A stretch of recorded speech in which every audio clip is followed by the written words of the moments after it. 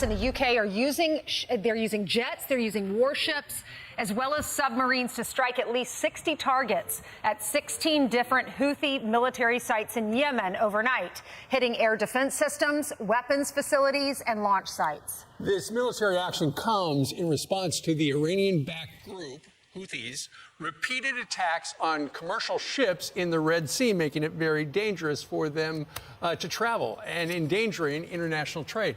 Since November 19th, the Houthis have launched 27 attacks as they try to stage a blockade of Israel. So the Houthis not backing down. The group saying the U.S. and U.K., quote, committed foolishness with this treacherous aggression, and they were wrong if they thought that they would deter Yemen from supporting Palestine and Gaza. President Biden saying, quote, we will not hesitate to direct further measures to protect our people and the free flow of international commerce as necessary. Meanwhile, all of this comes as Secretary of Defense Lloyd Austin, still in the hospital, says he basically directed it from his lap table on his hospital bed. Yeah. Let's bring in Brigadier General Rob Spaulding, U.S. Air Force. General, your thoughts about our decision to hit the Houthis last night? Well, you know, every time that we drop a bomb or pull a trigger, it's a policy failure. And in this case, what happened was 3 years ago, the administration said they were going to stop supporting the Saudis' war against the Houthis. Even worse, they cozied up to Iran. So Iran is supporting Hamas, the Houthis, Hezbollah, despite their interest in supporting any terrorist group with a name starting with H. I think what we have to realize, we're spending blood and treasure, probably over $100 million for this operation alone. Our forces are getting attacked, and it's all because of failed policy decisions. Yeah. General, we read the quote from their spokesperson, but later on in their statement, they said Yemen continue its religious and humanitarian stance and will remain alongside Gaza with everything it can and will not increase it. They talk about the religious point of view as well and the humanitarian point of view.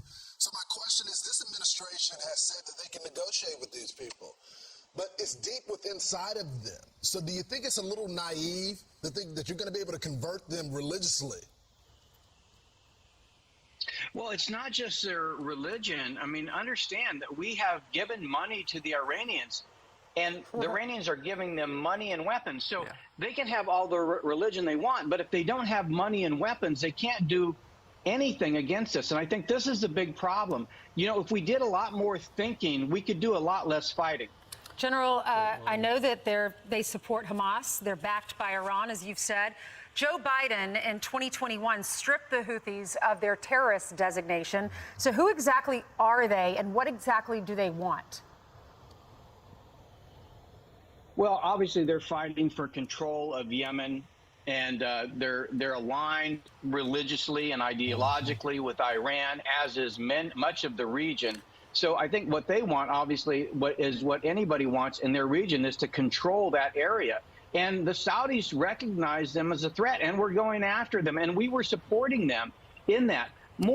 I think more importantly, though, if we took a harder stance against Iran, and if we cut them off, it would be far harder for them to support these guys. Yeah, General, we've got some graphics to show kind of the timeline. It was just a couple of days ago that they have launched over 20 drone strikes and missiles in the Red Sea. More than 100 Houthi launched drones have been shot down since October 17th.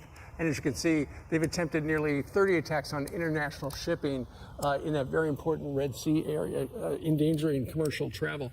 As you just said, this strike last night cost us $100 million, probably, spread with the United States, the United Kingdom, and our coalition partners. They hit 60 targets in 16 locations with 100 precision-guided munitions. Given that graphic, obviously, they took out wherever they were keeping drones. But does that stop them? Did we hit all the stuff, or do they have more stuff to go? Well, if you go all the way back to the Iraq War, you remember the hunt for Scuds. It's very, very hard to find these things that are distributed around the property of the territory of Yemen. And, you know, so, yes, we hit some things, but ultimately it's going to be very difficult to stop these attacks. You know who's not getting attacked, though? the Chinese. Why are the Chinese not getting attacked? Because they're supporting the Iranians, they're supporting the Houthis. I mean, this is obvious what's going on here, and unfortunately, we're just not thinking straight. If we had changed our policies with regard to who we supported, Saudis and Israel, instead of Iran, we wouldn't have this problem. Right. The Saudis were getting rocketed regularly. When they went to take action, they used our equipment. They were using our material. We would supply them. And then all of a sudden, they said, well, after this administration comes in, they say, the Saudi Arabia, you're a pariah nation. Houthi rebels, in an effort to get the Iranians to the table to negotiate another bad nuclear deal, they released that, they changed that designation. And the reward is we get rocketed now.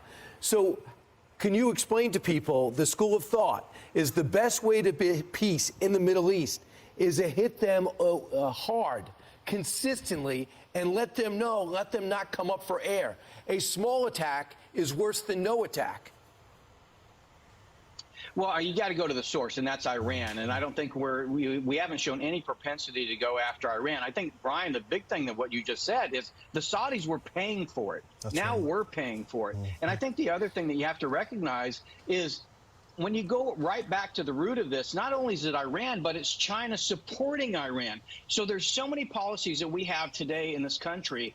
You know, if you go back to what the ancient Chinese Sun Tzu said about a general, the acme of a general is, you know, winning a war without fighting. And we're not very good at that right now. And I think that's the big problem that comes out of these strikes. Yeah, General, just to build on Brian's point, what's the delay? And again, I hate talking about military strategy on air, but what's the delay of going after their leadership?